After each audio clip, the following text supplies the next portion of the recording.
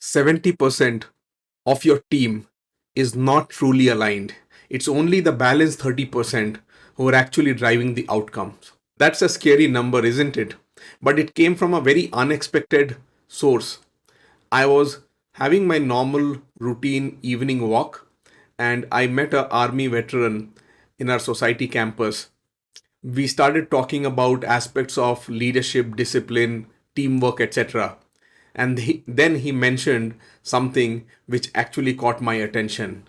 He said there are three types of people in any organization: the aligners, the balancers, and the passengers. And that was the truth that he talked about, which I have observed in my 22 years of experience, both working in corporate and coaching professionals in large firms. Believe me, once you understand this concept and you start seeing these people in any organization, you cannot unsee them anymore. Welcome to this edition of Unscripted. I am Rahul Gupta. I am a leadership and career coach and founder of Transform Ahead. Today's edition is a solo podcast. It's just you and me, where I share some of my personal views on topics which is important for your career and growth. This podcast is my space to unpack raw, often unspoken challenges which professionals face, including career pivots or leadership dilemmas or certain issues which are not spoken widely and discussed. I'm going to unpack all this for you. Whether you are navigating a crossroad or chasing the next big breakthrough or just need a relatable conversation, this space is for you. So let's dive in. Let me take you back a few years where I inherited a team. The first week went well, where I got introduced to all the team members, learned about their aspiration, what they were doing, the kind of work they were serving to the clients, and so on and so forth. Everything looked absolutely fine. There was nothing out of the usual which I was able to note down. But just few weeks down the line, I can see that something was not connecting well.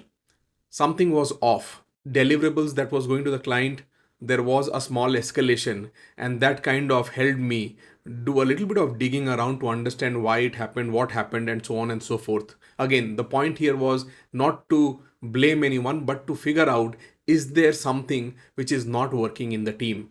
And I was surprised to see some of these aspects, which I observed when I digged a little deeper.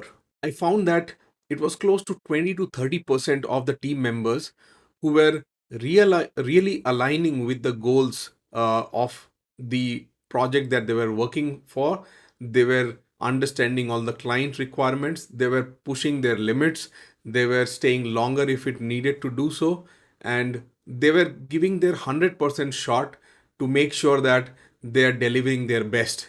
And these were the aligners in the team. They were able to align themselves to the objective of the engagement.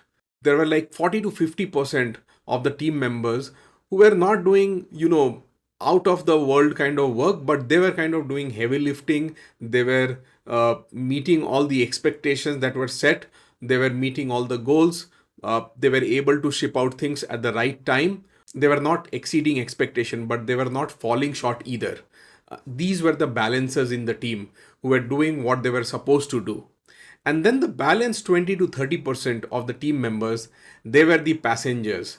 These were people who were just kind of free riding on top of the aligners and the balancers. They were not meeting expectation. They were demotivated. They were talking things which was causing negative ripples in the engagement team. And by staying there and doing what they were doing, it was not helping anybody. In fact, it was causing distraction in the team. Because of all the small talks and the environment that the passengers were creating in the team, I could see even the aligners and balancers sometimes getting demotivated. So they were the source of the key issues which was happening in the team, and that was impacting the outcomes, that was impacting the deliverables, and that was leading to escalation at the client level. Passengers were pulling down the entire team, but nobody was calling it out, and that was my turning point to understand how to deal with this situation. I took four solid steps at that point of time. Some were focused on the long term, some were focused on the short term or medium term. Number one, I changed the hiring lens.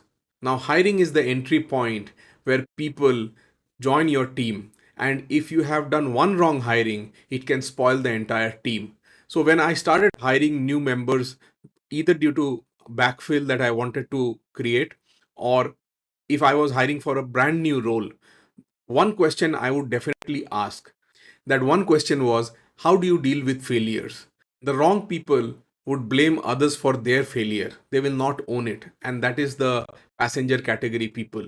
Whereas the aligners, they will own their mistake and they will talk about the learnings they got from it. So that kind of gave me a cue around what kind of people I was dealing with and if they were the right fit in the team. Number two, I hard coded accountability in the team.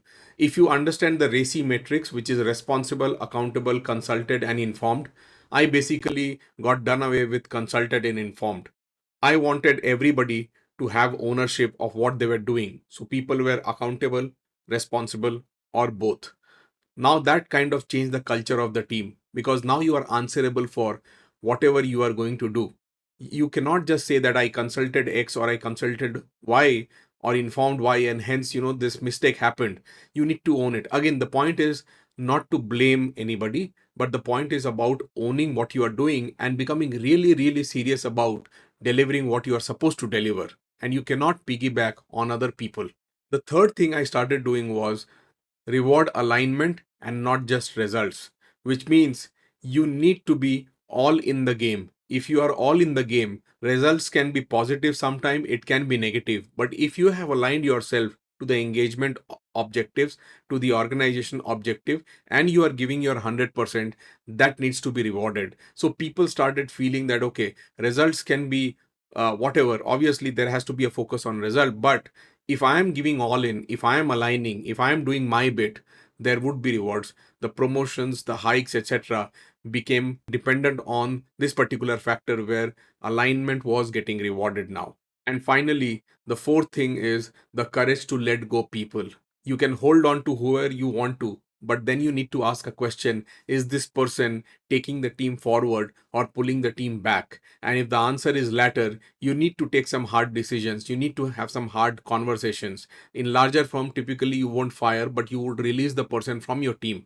I released a few because I felt even after having the opportunity to align, even after they saw that there is reward for alignment, they were not doing it. And it's better that they move out of the team because I need to take care of my aligners and I need to take care of my balancers. And those who want to move out from being a passenger to an aligner or a balancer, those who decided not to, they were shown the door and they moved out. If you are an individual, a professional, you need to ask yourself, are you an aligner? Are you a balancer? Or are you a passenger?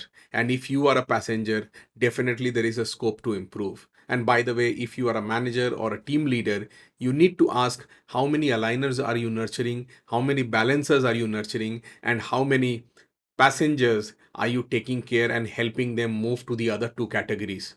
Remember one thing, team do not fail because of lack of talent.